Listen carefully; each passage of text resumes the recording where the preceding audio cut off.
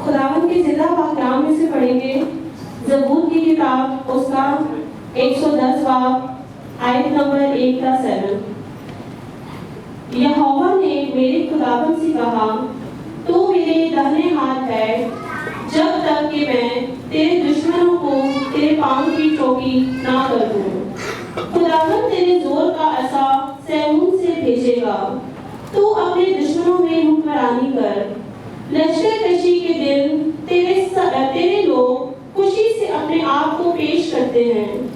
तेरे जवान पाक आराइश में हैं और सुबह के बदन से शबनम की मानिंद। खुदावंद ने कसम खाई है और फिरेगा नहीं कि तू उनके सदक के तौर पर अबद तक कायम है।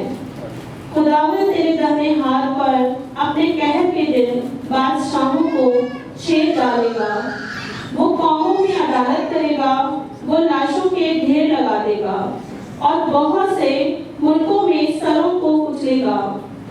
वो राह में नदी का पानी पिएगा, इसलिए वो सर को बुलंद करेगा।